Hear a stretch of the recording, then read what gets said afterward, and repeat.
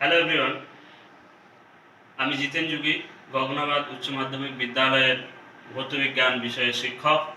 আজকে আমরা ক্লাস 10-এর ভৌতবিজ্ঞান বিষয়ের পদার্থের ভৌত ও রাসায়নিক ধর্মসমূহ যে চ্যাপ্টারটা রয়েছে তার মধ্যে আয়নীয় সমযোজী বন্ধন সংক্রান্ত বিষয় আমরা আলোচনা করব। তো আমরা এই আলোচনায় যাওয়ার আগে আমরা একটু পুরানো পাঠ একটু রিভিশন করি। যে আমরা জানি পদার্থের ক্ষুদ্রতম কণা, যার মধ্যে পদার্থটির সমস্ত ধর্ম বৈশিষ্ট্য বজায় থাকে, সেটাকে বলে পরমাণু।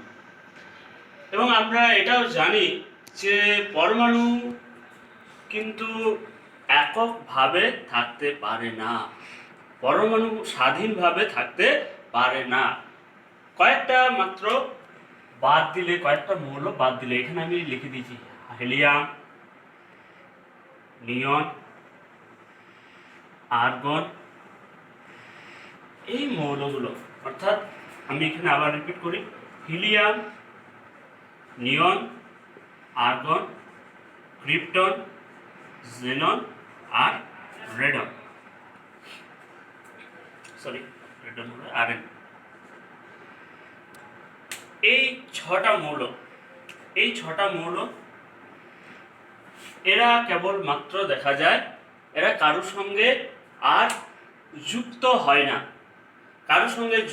না, নিজেদের মধ্যে কিংবা অন্য কোনো মৌলের পরমাণুর সঙ্গে। এদের যে অবস্থাটা, এদের যে পারমাণবিক যে বিন্যাসটা, এটা দেখা যায় সবচাইতে কি স্টেবল, অর্থাৎ সবচেয়ে সুস্থির অবস্থায় এরা থাকে। এই মৌলগুলিকে এই কারণে বলা হয় নিষ্ক্রিয় মৌল, বা এরা যেহেতু গ্যাসীয় অবস্থায় থাকে প্রত্যেকটাই, কাজে এদেরকে নিষ্ক্রিয় মৌল বা নিষ্ক্রিয় গ্যাস বলা হয়। এদেরকে আবার নোবেল মৌল বলা হয়ে থাকে বা নোবেল গ্যাসও বলা হয়। নিষ্ক্রিয় বা নোবেল যে কোনো বিষয়টা বলা হয়। অর্থাৎ পদার্থের মধ্যে যে হিলিয়াম, নিয়ন, আর্গন, ক্রিপ্টন, জেনন, রেডন, এরাই কিন্তু প্রকৃতিগতভাবে সুস্থিত এবং এরা নিষ্ক্রিয় হয়, এরা কারোর সঙ্গে যুক্ত হয় না, কোনো বিক্রিয়া এরা দেখায় না। এছাড়া বাকি যত মৌলগুলো রয়েছে এরা কিন্তু প্রত্যেকেই এদের কাছাকাছি যে নিষ্ক্রিয় মৌলগুলো আছে তাদের মতোই ইলেকট্রন বিন্যাস লাভ করার চেষ্টা করে। এবং এই ইলেকট্রন বিন্যাস লাভ করার চেষ্টার জন্য এরা কি হয়, এরা হয় নিজেদের মধ্যে অথবা অন্য কোনো মৌলের সঙ্গে, অন্য কোনো মৌলের কোনো পরমাণুর সঙ্গে এরা যুক্ত হয় এবং যুক্ত হয়ে একটা বন্ধন গড়ে তোলে, সেটাকে বলা হয় রাসায়নিক বন্ধন। এই রকম বন্ধন অনেক রকম হতে পারে কৌশল অনুযায়ী। তো আমাদের ক্লাস 10-এর সিলেবাসে মাত্র 2 রকমের বন্ধনের কথায় উল্লেখ রয়েছে, একটা হচ্ছে আয়নীয় বন্ধন, একটা হচ্ছে সমযোজী বন্ধন। তো আমরা আজকে আলোচনা করব আয়নীয় বন্ধন সম্পর্কে। আয়নীয় বন্ধন সম্পর্কে আলোচনা করতে গেলে আবার আমি বলবো যে আগে আমাদের কিন্তু ইলেকট্রনিক যে কনফিগারেশন মৌলগুলো সেগুলো আগে আমাদের বুঝতে হবে। ইলেকট্রন বিন্যাস আমরা জানার জন্য আমাদের যেটা দরকার, যে কতগুলো ইলেকট্রন আছে পরমাণুতে, সেটা তোমাদেরকে খেয়াল রাখতে হবে। এই জন্য আমি এখানে সাইডে করে দিয়েছি মোটামুটি মাধ্যমিকের সিলেবাসে যে রকমের প্রশ্ন হয়ে থাকে তাতে প্রথম 20টা মৌলর যদি ইলেকট্রন বিন্যাস জানা থাকে তাহলে তাদের মধ্য থেকেই কোনো একটা পাওয়া যাবে। এদের মধ্য থেকেই ব্যবহার হবে সেই যৌগ অথবা সেই মৌলটারে একটা অণু গঠন করার ক্ষেত্রে কিভাবে হচ্ছে। আমি এখানে পারমাণবিক সংখ্যাগুলো নিচে নিচে দিয়েছি মৌলের, এবং সেই মৌলটির ইলেকট্রন বিন্যাস, যেমন হাইড্রোজেনের একটা ইলেকট্রন আছে, একটা প্রথম কক্ষপথেই থাকবে, হিলিয়ামের 2টো ইলেকট্রন প্রথম কক্ষপথে 2টিই থাকবে। এইভাবে প্রত্যেকটা পরমাণু hydrogen, helium, lithium, beryllium, boron, carbon, nitrogen, oxygen, fluorine থেকে শুরু করে একেবারে ক্যালসিয়াম 20 পর্যন্ত যে মৌলগুলো রয়েছে তাদের ইলেকট্রন বিন্যাসটা জানতে হবে। তা আমরা যে 6টা মৌলের কথা বললাম নিষ্ক্রিয়, এদের ক্ষেত্রে আমরা দেখেছি যে শুধুমাত্র হিলিয়াম বা হিলিয়াম ছাড়া বাকি যেগুলো রয়েছে অর্থাৎ নিয়ন, আর্গন, ক্রিপ্টন, জেনন আর রেডন, এই বাকি 5টা মৌলেরই কিন্তু পরমাণুর দেখা যায় যে ইলেকট্রন বিন্যাসের শেষ কক্ষপথে সবারই কটা করে ইলেকট্রন আছে? 8টা করে ইলেকট্রন আছে। অর্থাৎ হিলিয়াম এর কাছাকাছি কারা রয়েছে? Hydrogen, lithium, beryllium, boron. এরা কেবলমাত্র হিলিয়ামের মতো ইলেকট্রন বিন্যাস লাভ করার চেষ্টা করবে, অর্থাৎ শেষ কক্ষপথে 2টি ইলেকট্রন রাখার চেষ্টা করবে। বাকি যারা রয়েছে একেবারে চোখ বন্ধ করে আমি এটা বলতে পারবো কি যে এরা নিয়ন, আর্গন, ক্রিপ্টন, জেনন, রেডন এদের প্রত্যেকেরই শেষ কক্ষে 8টা ইলেকট্রন। এরা সবাই বাকি যত মৌল রয়েছে অর্থাৎ বোরন বাদ দিয়ে এই পর্যন্ত হচ্ছে শেষ কক্ষপথে 2টো ইলেকট্রন করার চেষ্টা করবে। এরা যত রয়েছে এরা কিন্তু সবাই বাকি যেগুলো রইল সবাই শেষ কক্ষপথে 8টা ইলেকট্রন করার চেষ্টা করবে। এটাকে বলা হয় অষ্টক পূর্তি লাভের চেষ্টা। আর বাকি লিথিয়াম, বেরিলিয়াম, বোরন আর হাইড্রোজেন এরা দ্বৈত সূত্র অনুযায়ী শেষ কক্ষপথে 2টো ইলেকট্রন করার চেষ্টা করবে। এই যে করার চেষ্টা কেন না? সুস্থিত ইলেকট্রন বিন্যাস লাভের জন্য। নিষ্ক্রিয় গ্যাসগুলোর মতোই ইলেকট্রন বিন্যাস লাভ করার জন্য তারা ইলেকট্রন কি করবে? বিন্যাসটাকে তার কাছাকাছি নিষ্ক্রিয় মৌলের মতো করতে চাইবে এবং এই অনুযায়ী আমাদের কি হবে? একটা বন্ধন তৈরি হবে। যেমন আয়নীয় বন্ধনের কৌশল আমরা পড়ার জন্য আমরা একটা এক্সাম্পল নিয়ে শুরু করি। যেমন ধরছি সোডিয়াম আর ক্লোরিন, এই দুটো আমাদের মৌল নিয়ে। সোডিয়ামের কত আছে? সোডিয়ামের পারমাণবিক সংখ্যা হয় 11, অর্থাৎ এর ইলেকট্রন বিন্যাস হয় প্রথম কক্ষে 2টি ইলেকট্রন, দ্বিতীয় কক্ষে 8টি আর তৃতীয় কক্ষে হয় 1টি, 11টা।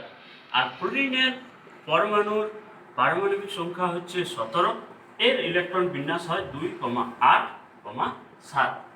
এই ইলেকট্রন বিন্যাস থেকে আমরা কি দেখতে পাচ্ছি? না দেখতে পাচ্ছি যে এর শেষ কক্ষে রয়েছে 1টা ইলেকট্রন আর ক্লোরিনের শেষ কক্ষপথে রয়েছে 7টা ইলেকট্রন। সোডিয়াম এর কাছাকাছি নিষ্ক্রিয় মৌল হচ্ছে নিয়ন এবং এ তার শেষ কক্ষপথে স্বাভাবিকভাবে আমরা জানি যে কটা ইলেকট্রন করার চেষ্টা করবে? 8টা করার চেষ্টা করবে। আর আমার ক্লোরিন যেটা রয়েছে তার কাছাকাছি আর্গন, এর কাছে আর্গনের ইলেকট্রন 2,8,8, এও তাহলে কি করার চেষ্টা করবে? 2,8,8। অর্থাৎ এখানে আমরা কি দেখতে পাচ্ছি যে এটা হওয়া সম্ভব যে সোডিয়াম চাইবে 2,8 করতে আর এ চাইবে 2,8,8 করতে। তাহলে এটা কিভাবে সম্ভব? এটা সম্ভব যদি এর একটা এক্সট্রা যে ইলেকট্রন রয়েছে এ যদি সেই এক্সট্রা ইলেকট্রনটা একে দিয়ে দেয়, তাহলে এর 2,8 হয়ে যায়। এর এক যেটা আছে সেটা চলে গেলে এর 2,8 ওর নিকটতম নিষ্ক্রিয় মৌল নিয়নের মতো ইলেকট্রন বিন্যাস লাভ করতে পারে। অন্যদিকে ক্লোরিন সেও তার ওই একটা ইলেকট্রন গ্রহণ করে 2,8,8 হয়ে যায় এবং কাছাকাছি আর্গনের মতো ইলেকট্রন বিন্যাস লাভ করতে পারে। এবং এই ঘটনাটা হওয়ার সময় তাহলে কি হবে? যখন কেউ ইলেকট্রন বর্জন করবে, কেউ ইলেকট্রন গ্রহণ করবে, এতে করে কিন্তু কি হবে? পরমাণুটা আর নিস্তড়িত থাকবে না। এটাও মনে করবে যে আমরা জানি যে কোনো পরমাণুতে যত সংখ্যক প্রোটন থাকে ঠিক তত সংখ্যকই ইলেকট্রন থাকে। অর্থাৎ এই পরমাণুতে 11টা প্রোটন এবং 11টা ইলেকট্রন রয়েছে এবং যেহেতু প্রোটনের চার্জ এবং ইলেকট্রনের চার্জ দুটোই সমান এবং বিপরীত, অর্থাৎ প্রোটন যত প্লাস ইলেকট্রন ততই মাইনাস, সেই কারণে সামগ্রিকভাবে এই পরমাণুটা নিস্তড়িত হয়। এখন যদি এই পরমাণু থেকে একটা ইলেকট্রন বেরিয়ে যায় তাহলে সেই পরমাণুটা কি হবে? ইলেকট্রন বেরিয়ে যাওয়া মানে প্রোটনের সংখ্যা বেশি হয়ে গেল। 11টা প্রোটন কিন্তু ইলেকট্রন হবে কটা? 10টি। তাহলে এক্ষেত্রে পরমাণুটা কি হবে? পজিটিভ হবে। এটাকে আমরা বলি ক্যাটায়ন। আর এর যদি ইলেকট্রন গ্রহণ করে অর্থাৎ এর প্রোটন 17টি, ইলেকট্রনও 17টি, এখন একটা ইলেকট্রন গ্রহণ করলে কি হয়ে যাবে? ইলেকট্রন হয়ে যাবে 18টি। ফলে ইলেকট্রন বেড়ে যাওয়া মানে ঋণাত্মক, বেড়ে যাওয়া মানে এ হয়ে যাবে মাইনাস। অর্থাৎ এই মাইনাসটাকে আমরা পরমাণুটাকে বলছি অ্যানায়ন। এবং এই অ্যানায়নটা কি করবে? এবং যেহেতু প্লাস এবং মাইনাস দুটো বিপরীত ধর্মী তড়িতের আধানের মধ্যে কি হয়? আকর্ষণ হয়। এরা পরস্পরের কাছাকাছি আসবে, কাছাকাছি এসে তারা পরস্পরকে কি করবে না কাছাকাছি এসে একটা বন্ধন গড়ে উঠবে এবং সামগ্রিকভাবে Na এবং Cl একসঙ্গে যুক্ত হয়ে থাকবে। এইভাবে যৌগটা তৈরি হবে NaCl। এটাকে যদি আমরা ডট গঠনের মাধ্যমে দেখাই ব্যাপারটা, তাহলে আরো সহজ হবে বুঝতে। আমি এক্ষেত্রে পরমাণুটাকে চিহ্নের সাহায্যে লিখছি, সোডিয়াম পরমাণু, এবং এর শুধুমাত্র শেষ কক্ষপথের ইলেকট্রনটা এর পাশে আমরা বসিয়ে দেখাবো।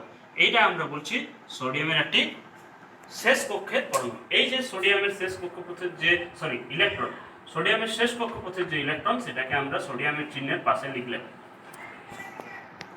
আর কি আছে আমার, না আর আছে ক্লোরিন, এবং ক্লোরিনের শেষ কক্ষপথে কটা ইলেকট্রন আছে? 7টি।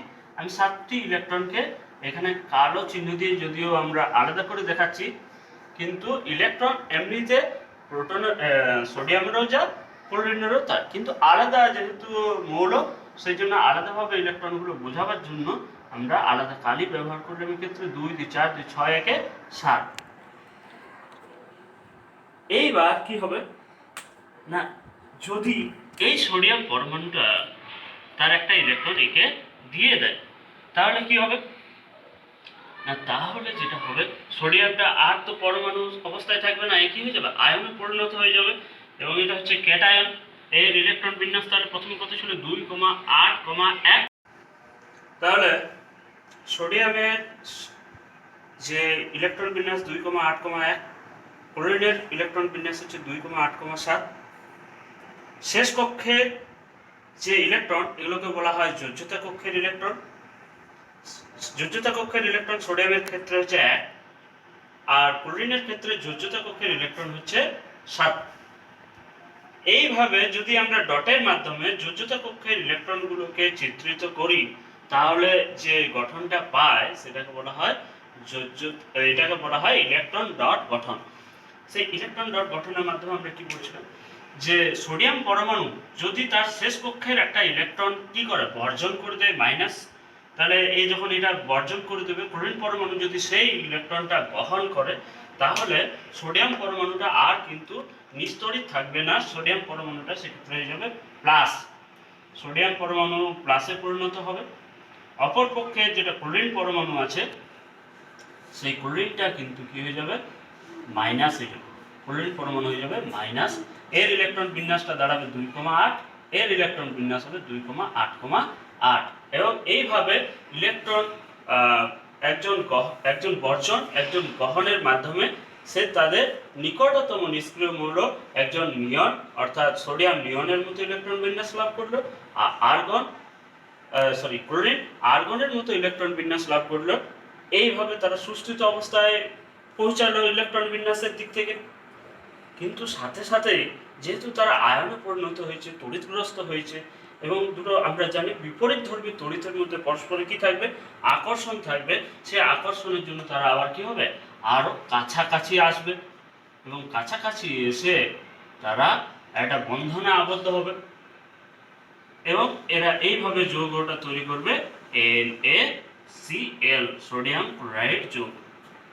এইভাবে যে বন্ধনটা তৈরি হচ্ছে, যেহেতু এখানে আয়ন সৃষ্টির মাধ্যমে, প্লাস মাইনাস আয়ন সৃষ্টির মাধ্যমে হচ্ছে, সেই জন্য এটাকে বলা হয় আয়নীয় বন্ধন। এবং আয়নীয় বন্ধনের মাধ্যমে যে যৌগগুলো তৈরি হয় সেটাকে বলা হয় আয়নীয় যৌগ। সেই হিসাবে তাহলে আমরা বলবো সোডিয়াম ক্লোরাইড হচ্ছে একটি আয়নীয় যৌগ। এরপর আমরা আরো একটা উদাহরণ দেখাই, যেমন হচ্ছে ক্যালসিয়াম অক্সাইড উদাহরণটা নিতে পারি। ক্যালসিয়াম অক্সাইড যৌগের ক্ষেত্রে কি হয়, ক্যালসিয়াম অক্সাইড যৌগটা গঠন দেখাবো। ক্যালসিয়ামের পারমাণবিক সংখ্যা হচ্ছে 20, এবং এর ইলেকট্রন বিন্যাস হচ্ছে 2,8,8,2। ক্যালসিয়াম আগে আমরা ক্যালসিয়াম অক্সাইড নয়, এখানে ক্যালসিয়ামেরটা দেখাচ্ছি। ক্যালসিয়াম হচ্ছে 20, ইলেকট্রন কনফিগারেশন 2,8,8,2, আর অক্সিজেনের হচ্ছে 8, এটা হয় 2,6, 6 2 8। এখানে আমরা করে দিয়েছি, যদিও তোমরা ইলেকট্রনের বিন্যাসগুলো না কিন্তু করলে বুঝতে পারবে। তাই ইলেকট্রন বিন্যাস 1 থেকে 20 তোমরা সবসময় একটু মাথায় রাখবে। তো এক্ষেত্রে আমরা কি দেখছি না, অক্সিজেনের কাছাকাছি হচ্ছে নিয়ন, ওর শেষ কক্ষপথে স্বাভাবিকভাবেই আমরা জানি অষ্টপূর্তি লাভ করবে বাকিরা সবাই। তাহলে এর কিন্তু দুটো ইলেকট্রন এখনো দরকার নিয়নের মতো ইলেকট্রন বিন্যাস লাভ করার জন্য। আবার অপরদিকে ক্যালসিয়ামের কিন্তু কি দরকার না দুটো ইলেকট্রন বর্জন করা দরকার, কারণ এর কাছাকাছি হচ্ছে আর্গন। তাহলে এ কিন্তু আর্গনের মতো ইলেকট্রন বিন্যাস লাভ করার চেষ্টা করবে, আর অক্সিজেন নিয়নের মতো ইলেকট্রন বিন্যাস লাভ করার চেষ্টা করবে। এই জন্য এরা কি করবে, ক্যালসিয়াম তার বাড়তি দুটো ইলেকট্রনকে বর্জন করবে এবং সেই দুটো ইলেকট্রন অক্সিজেন গ্রহণ করবে, এবং দুটো ইলেকট্রন বর্জন করার জন্য এটা 2+ হবে, এটা হবে 2 এবং একই রকম ভাবে আমরা এটা ডট গঠনের মাধ্যমে শুরু করি দেখাতে। তাহলে ক্যালসিয়ামের শেষ কক্ষপথে ইলেকট্রন কয়টা আছে, যোজ্যতা কক্ষের ইলেকট্রন হচ্ছে দুটি, এর ইলেকট্রন বিন্যাসটা হচ্ছে 2,8,8,2 প্লাস অক্সিজেনটা আমরা আলাদা কালারে দেখাই ইলেকট্রনগুলোকে সুবিধার জন্য। এর শেষ কক্ষে আছে 6টি, 2 2 4 2 6, ইলেকট্রন বিন্যাস হচ্ছে 2,6। এ চাইবে 2,8,8 হতে, এ চাইবে 2,8 হতে। তাহলে কি হবে না এর ইলেকট্রন একে দেবে, আরেকটা একে দিয়ে দিলে কি হবে, ক্যালসিয়াম যেহেতু দুটো ইলেকট্রন বর্জন করলো তাহলে 2+ হয়ে যাবে, এটা প্লাস আধানে পরিণত হবে, অর্থাৎ Ca হয়ে যাবে প্লাস, আর ইলেকট্রন বিন্যাসটা হবে দুটো বর্জন করার জন্য 2,8,8 সুস্থিত ইলেকট্রন বিন্যাস লাভ করবে আর্গনের মতো। অপরদিকে অক্সিজেন ইলেকট্রন বিন্যাস লাভ করবে 2,8, দুটো ইলেকট্রন গ্রহণ করেছে, কাজে এ হবে কি ডবল মাইনাস। এবং যেহেতু একটা প্লাস একটা মাইনাস হলো, অর্থাৎ দুটো বিপরীতধর্মী তড়িতাদান এবার পরস্পরকে কি করবে, আকর্ষণ করবে, কাজে এরা কি হবে পরস্পরের কাছে আসবে, পরস্পরের কাছে এসে এরা কি তৈরি করবে না CaO যৌগটা গঠন করবে। অর্থাৎ সেই হিসাবে আমরা বুঝতে পারছি ক্যালসিয়াম অক্সাইড যৌগটাও কিন্তু কি, ক্যালসিয়াম অক্সাইড যৌগটাও হচ্ছে এটি তড়িৎযোজী যৌগ বা আয়নীয় যৌগ বা তড়িৎযোজী বা আয়নীয় দুটোই বলা হয় ক্যালসিয়াম অক্সাইড।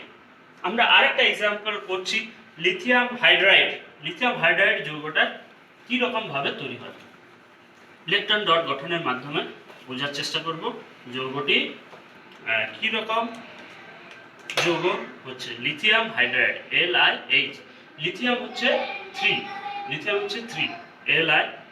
3 হয়, অর্থাৎ 2,1, আর হাইড্রোজেন হচ্ছে 1, এর কি চাই, এর বিন্যাস হচ্ছে 1, দুজনেই কাছাকাছি হচ্ছে হিলিয়ামের ইলেকট্রন বিন্যাস হচ্ছে, এর একটাই কক্ষ, সেই কক্ষে হচ্ছে দুটো ইলেকট্রন আছে, এর একটা কক্ষ সেখানে কিন্তু একটা ইলেকট্রন আছে, তাহলে আরেকটা চাইবে হিলিয়ামের মতন ইলেকট্রন বিন্যাস লাভ করবার জন্য, আর লিথিয়ামও হিলিয়ামের মতো হওয়ার চেষ্টা করবে, তার শেষ কক্ষে দুটোই রাখতে চাইবে, তাহলে সেই ইলেকট্রনটা বর্জন করবে। আমরা এটাকে যদি ডট গঠনের মাধ্যমে দেখাই, তাহলে প্রথম আমরা লিথিয়ামের হচ্ছে ইলেকট্রন শেষ কক্ষটাই আমরা দেখাবো, তাহলে একটা ইলেকট্রন রয়েছে, ইলেকট্রন বিন্যাস ছিল 2,1, আর হাইড্রোজেনটা আমরা একটা আলাদাতে দেখাই, হাইড্রোজেন সেটা হচ্ছে এরও কিন্তু একটাই রয়েছে, এর একটা হাইড্রোজেনের একটা রয়েছে।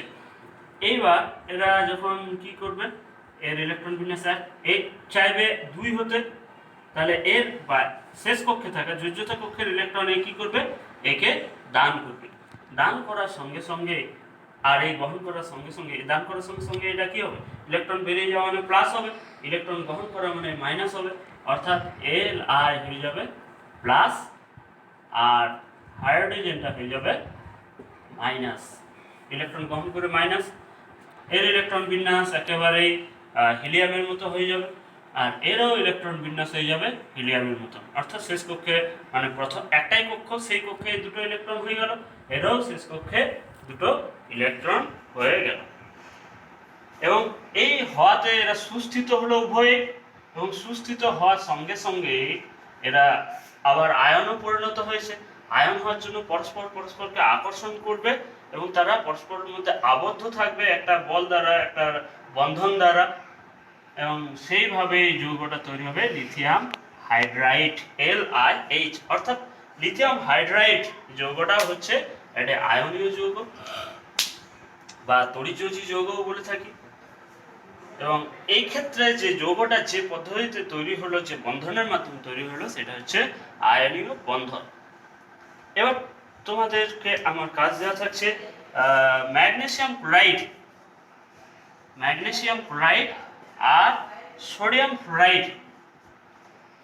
ফ্লোরাইড যৌগগুলো ডট গঠনের মাধ্যমে তোমরা নিজেরা চেষ্টা করো কিভাবে তড়িৎযোজী বন্ধন বা আয়নীয় বন্ধনটা গড়ে ওঠে এবং যৌগটা কিভাবে তৈরি হয়। আজকে ফার্স্ট পার্ট এই পর্যন্তই। পরের পার্টে আমরা আয়নীয় যৌগের বৈশিষ্ট্য এবং সাথে সাথে রাসায়নিক বন্ধনের আরও একটা বিশেষ কৌশল রয়েছে সমযোজী বন্ধন এবং সমযোজী যৌগগুলোর বৈশিষ্ট্য সম্পর্কে আলোচনা করব। যদি আমার এই আলোচনা ভালো লেগে থাকে তাহলে আমার ইউটিউব চ্যানেল যুগেশ উত্তরণ মন্ত্র অবশ্যই তোমরা লাইক, শেয়ার, কমেন্ট ও সাবস্ক্রাইব করবে। ধন্যবাদ।